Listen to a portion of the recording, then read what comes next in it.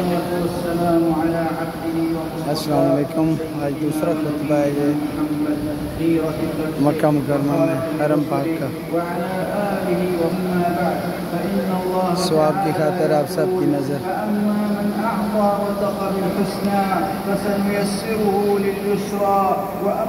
من بخل واستغنى وكذب بالحسنى فسنيسره للعسرى. وفي هذه الآيات دلالة على أن فعل الطاعة ييسر إلى طاعة أخرى، وفعل المعصية يدفع إلى معصية أخرى، وعلى أن الله عز وجل يجازي من قصد الخير بالتوفيق له ومن قصد الشر بالخذلان، وكل ذلك بقدر مقدر. معاشر المسلمين، الفرق كبير والبون شاسع بين من يعمل خيرا فيطير سعيه ومن يعمل سوءا فيخيب سعيه. فلما بعث النبي صلى الله عليه وسلم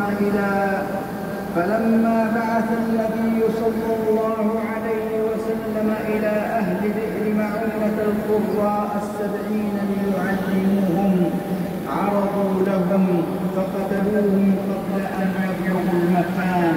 وأتى رجل حرام بن ملحان، قال أنس بن مالك من خلفه، فطعنه برمح حتى أنفذه، فقال حرام: فزت ورب الكعبة.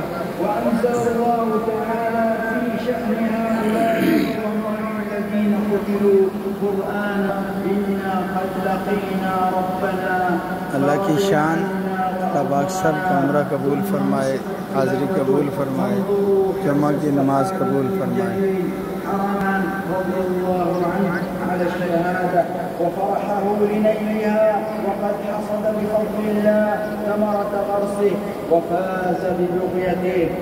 وهؤلاء القراء الذين عاشوا على هدى أفلحوا، ولما لقوا ربهم أكرمهم وأحسن وفادتهم ووفاهم أجورهم ورضي عنهم وأرضاهم. ولما تمادى عتيبة بن أبي لهب في سب النبي صلى الله عليه وسلم وأذيته ووقوعه في عرضه وتهكمه به، كان عاقبة أمره خسرا.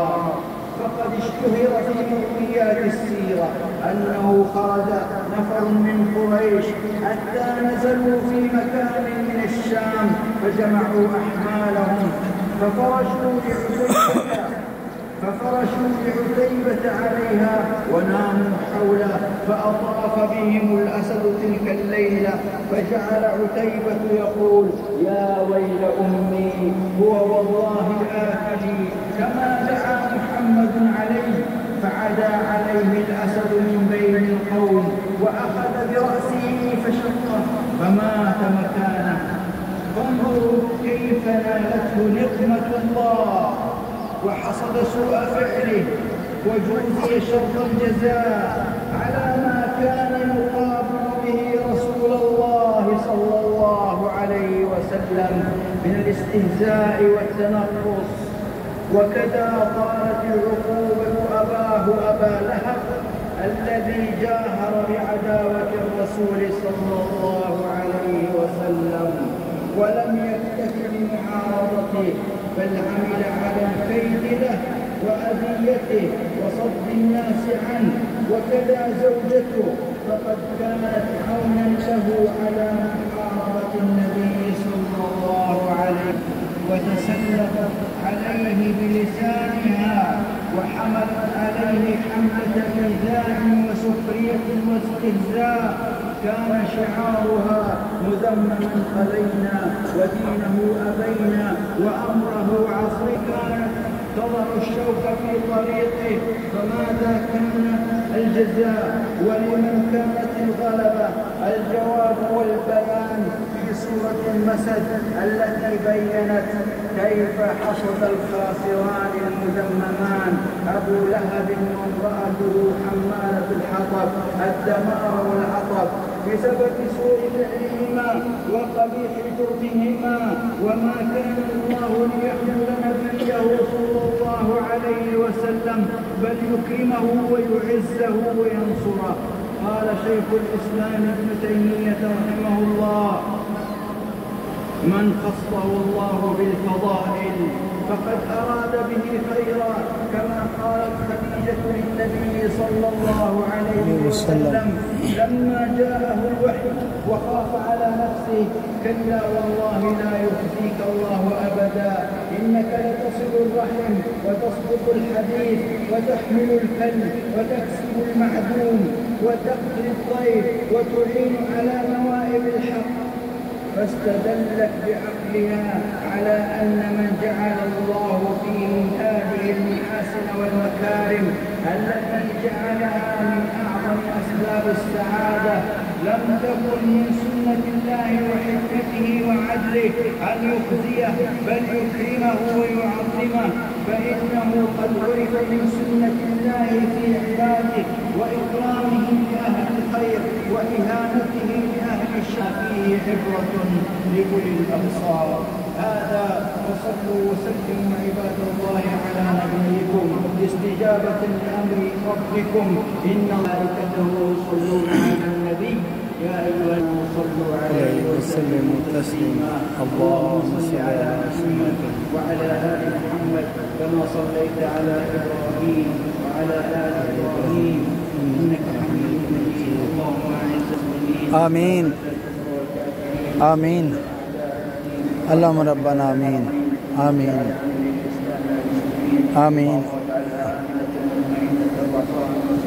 اللهم ربنا آمين آمين. اللهم ربنا آمين آمين آمين آمين آمين. اللهم آمين آمين. اللهم ربنا آمين. اللهم ربنا آمين آمين. اللهم ربنا آمين آمين آمين آمين آمين. اللهم ربنا آمين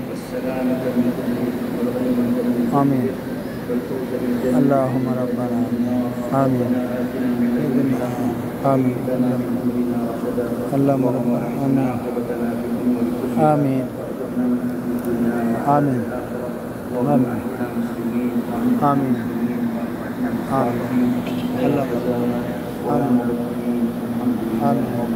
آمين. اللهم ربنا آمين آمين آمين آمين.